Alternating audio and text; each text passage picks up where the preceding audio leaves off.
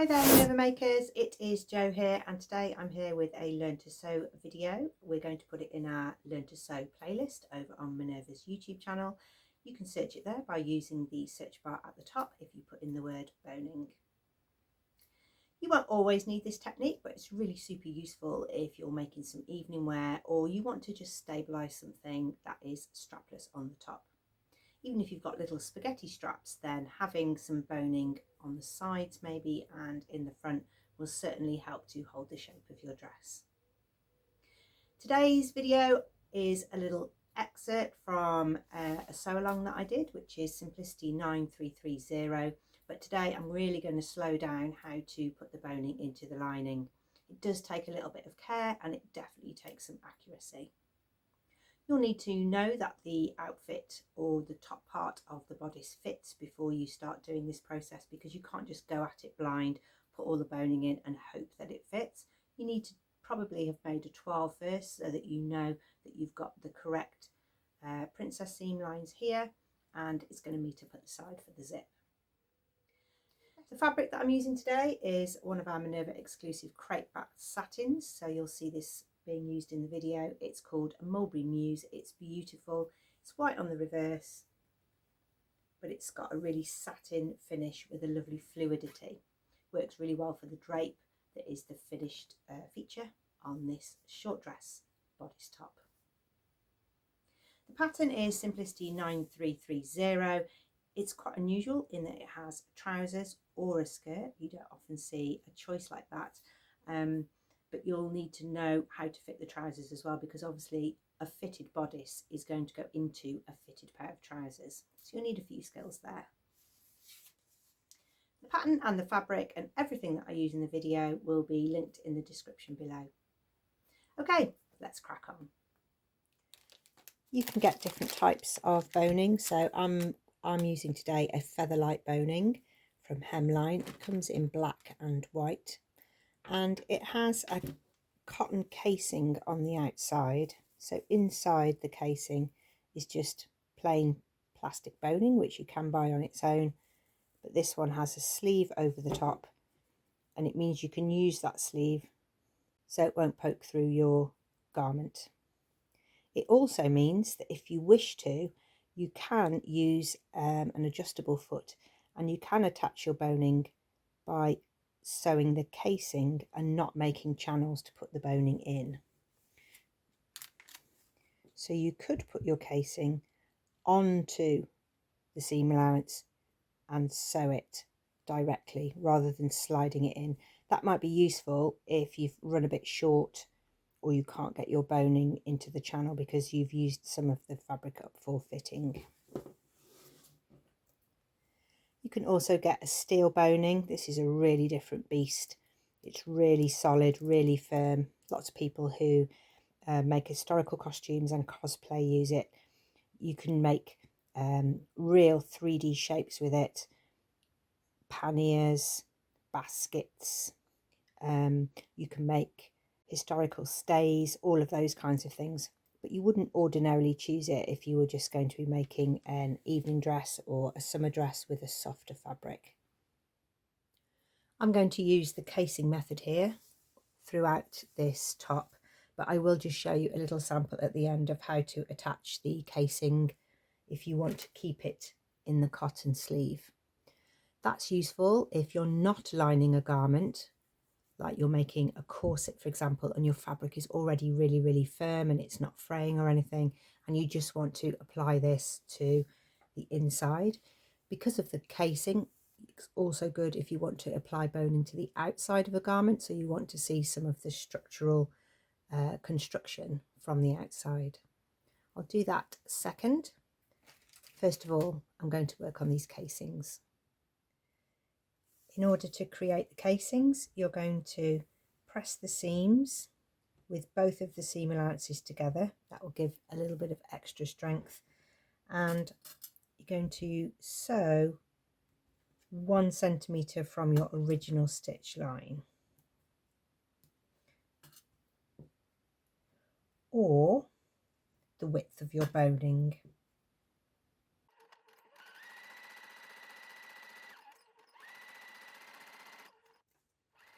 Once you've made your casings and you've got everything nice and flat and it's all pressed, you're going to mark the seam allowance for joining this bodice to your outer bodice and mark the seam allowance at the bottom, in this case 1.5 centimetres, and from the top 1.5 centimetres. And then you're going to measure a piece of boning the length of that channel. And I really recommend cutting boning with just a pair of household scissors. You don't really want to be cutting your boning with your dressmaking scissors because you'll make them blunt really quickly. You're going to continue to cut pieces of boning for each channeling. I like to just mark mine back, because now this side piece is longer. So get all of your pieces cut. This is the point where you can test to see if your boning fits through your channel, because if not, then you might be able to do something about the width of your casing now, rather than trying to squeeze the boning through when it doesn't fit.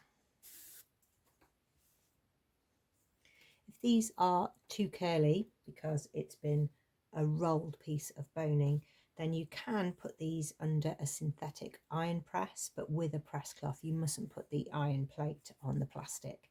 This can stop them being quite so curly and flexing everything out of shape. Okay, there's a few things you can do now before you put your boning into the channels, and that is you need to do something about these ends, because my lining is quite light. I want it to be light, but I don't want those sharp corners to either poke through my fabric, and I certainly don't want the wearer to have them poking in their body. So the first thing you could try is to round off the end of the boning like you do when you cut your fingernails. And then to stop that fraying, you can just flash it with a lighter. That will just melt the ends. Don't let it set on fire, and don't burn your fingers if you can see it really melting. That will create a softer end. You can also buy boning end caps here from Hemline. So those are little plastic caps that fit over the width of the boning. So just check your width is compatible with the boning end caps. Or, because I bought the Featherlight boning with the casing on the outside, although with the casing it was too wide for my channeling, I can cut little bits of that casing and fold them over the end. That way I make my own end caps, and they're really nice and soft with soft fabric. I'm going to put some fray stop in here, then I can stick them down and create my own end caps. When you put your boning in, try and make sure that it's following the contour of your body. You don't want it to be making the wrong shapes. You don't want it to be doing that onto your insides. You want it to be moving away from your body. So if I was wearing this, out from my hips, in from my waist, and back out from my bust. If you really want to, you can shape boning into a particular position by using the press cloth and the iron like I mentioned before.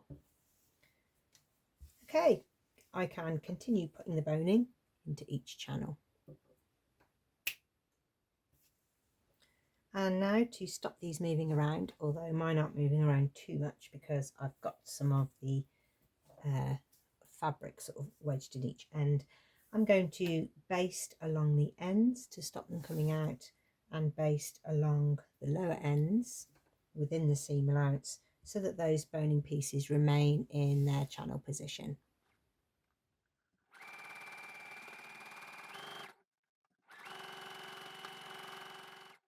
Once that's pressed up, we can return to that when we put the bodice onto the main outer fabric. In this pattern I've got a facing, so I'm just putting together my facing unit with interfaced pieces that will strengthen around the top of my dress. Doesn't happen in all patterns. Once you've put all your boning pieces in and you've pressed up the bottom, that makes that all ready to go onto the dress. you can introduce the bodice lining to the dress.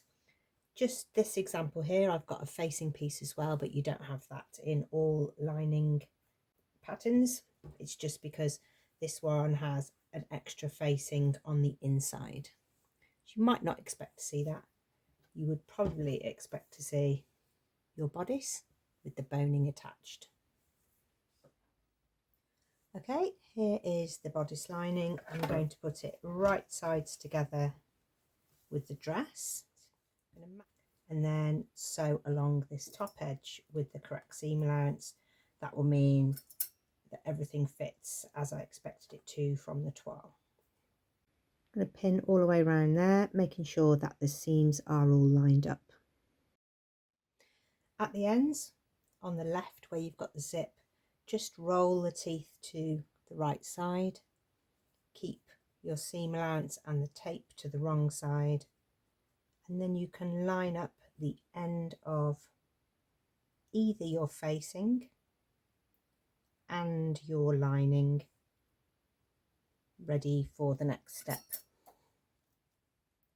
Once you've attached the lining to the top, you can understitch. That will really help all of these layers to flip to the inside. Once you've attached your lining to your bodice, whether you've got a facing or not, you will be flipping it to the inside and then using that fold up that you created earlier to line up with the waist seam, and then you can hand stitch that in place.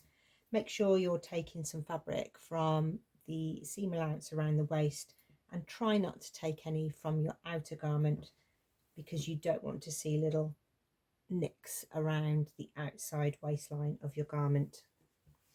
You'll also need to create a neat fold on the side where the zip is, and you can hand stitch down here, but make sure that the lining isn't too close to the teeth, otherwise it will catch when you try to do your zip up.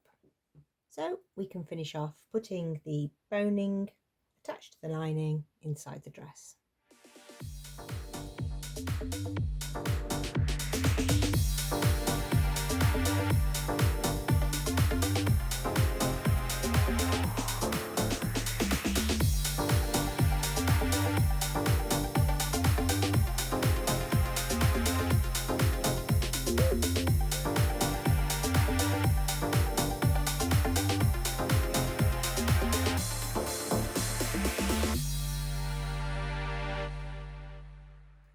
If you like the idea of the versatility of this style of boning that's got the plastic on the inside and the sleeve on the outside, then I'm going to show you a couple of other methods that you can use, because there isn't just one way to put boning in. So this is the toile from my make that I've just finished, so I'll use this to sample on. So if I'm making a dress and it's not being lined, so I haven't got channels to put it in and I don't need to hide everything on the inside, then I can sew this boning directly onto the fabric. So this time I want the casings to be a little bit smaller, so I'm just going to take a little sliver off this seam allowance because I don't want it to poke out and be fraying on the inside. Both seams are still pressed to one side, and now I'm going to cut my boning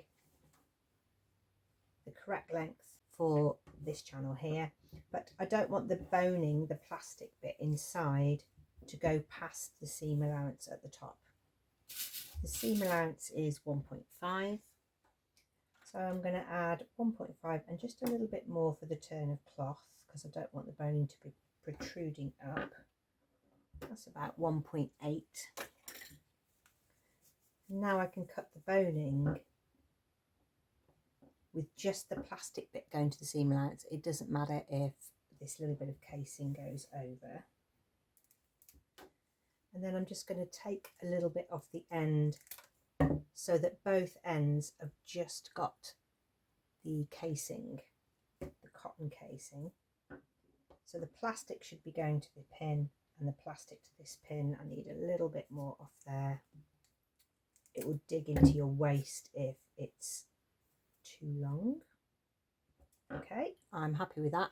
It's a little bit curly for me to handle under the machine, and it's going to be difficult to pin that because I've only got a very small allowance there either side. So I'm just going to go and press that. It's already in its own little press cloth, so I can do that quite quickly. Okay, that's better. I can handle that much more easily. So I'm going to place the boning over the seam allowance so that all the raw edges will be underneath the boning, because you don't want anything to be coming out of the side here, because this isn't going to be lined. We need to be a little bit more careful. It's going to be tricky to pin, but we can just pin in that little bit of fabric casing that will just hold it in place. If you're finding it is too curly, you could stick it down with a glue pen underneath or some quilter's basting tape, and that will hold everything there so that you can sew. You'll need an adjustable foot for your machine. This foot can move to the left of the needle or to the right of the needle. I love using it. I use it quite a lot. You just need to make sure that your foot is clear of your needle, so just use the hand wheel to check. I use it for putting invisible zippers on or for getting to really tricky places when I'm understitching. Place your work underneath. Just check you're going to get past the foot with your hand wheel, and then you're going to sew through all of the layers. If you can, turn your machine down to slow or exercise some restraint here and go really, really slowly, because you don't want to break a needle by hitting the plastic boning.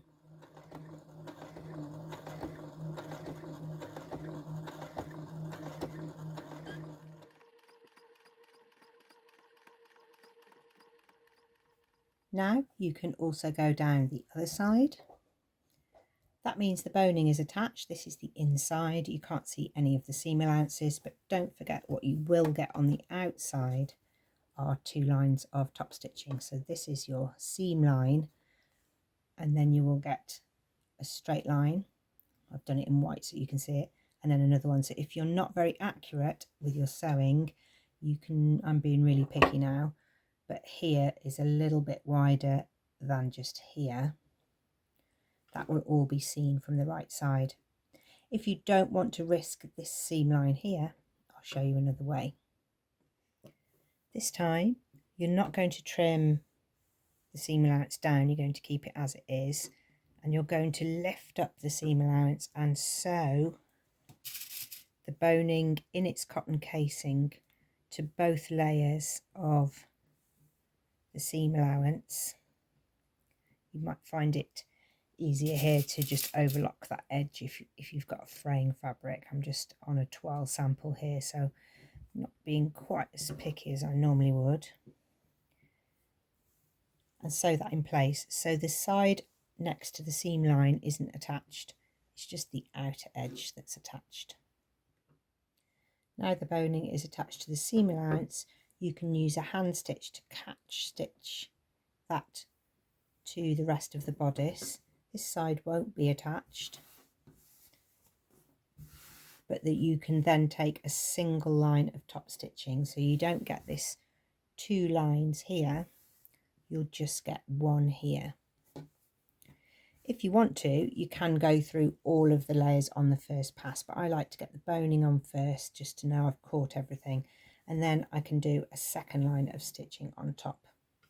It's also a good idea to make sure that that is all pressed out, because if that was like that there, that's not very well pressed. So I would have a sort of bubble on the boning line. So this needs to be all pressed out. This has had 2 passes through the machine, one to attach it to the seam allowance and one to attach it to the bodice. This side is still free. I need to hand sew that down. But here's the difference from the outside. You just get 1 line of stitching. So that works really well if you're working with something that isn't lined. You can, of course, put your boning on the outside. Make sure your seam allowances are pressed to one side and stitch it directly over the top of the seam. Makes a really interesting feature, especially if you've got a few different boning lines coming to the centre, or you're making something for cosplay. You can take this sleeve off and dye it a colour that you want to, and then put the boning back in. There's lots and lots of options. Whatever you choose, whatever style, where you're going to choose to put your boning in, you need to keep that consistent throughout. Putting the boning on the curved seams is a little bit trickier, but you can still sew those on the inside. I could have used this on my lining today. I could have just sewn my seam allowances down on my lining fabric and put this on top. It really doesn't matter. On the inside, however you have your lining is really more for comfort than what your garment will look like. It's the outside that you want to look spectacular, not necessarily the inside. So I hope that's shown you a few more ways that you can use featherlight boning, and a few more options for you depending on which sort of fabric you have and what your pattern is. If you're sewing at the moment in the world of prom sewing or bridesmaids dresses or evening wear, then you'll find that video quite useful. It's one of those things, you don't use it very often, but if you know the actual techniques for putting boning into bodices, then it really does open up the world to lots of different things. You can also find some more information about boning in our last episode of our lingerie series. In that video I make a corset, and you can see some different types of boning in that video. We would love to see what you have been making. It doesn't have to be anything extravagant. We just love to see what you've been sewing. So you can make a free account over on Minerva. You can share your makes there. You can upload a photograph, give a description, and if you want to, you can tag any products that you use from Minerva. But you don't have to make things from Minerva products. We just love to see what all of the sewing community have been up to. You can join the craft club over there, where you can receive discounts and offers throughout the year, or you can stay here on our YouTube channel and explore some more of our playlists. We would love to see you here again, and there's lots to see over on the Learn to Sew playlist. So if you use the search bar at the top of Minerva's YouTube channel, it's got a little magnifying glass. If you put the word zip in there, you'll see all of our zip tutorials. Put French seams in there, you'll find some of our French seaming tutorials. So there's lots for you to go and explore. We hope you all come back here again soon.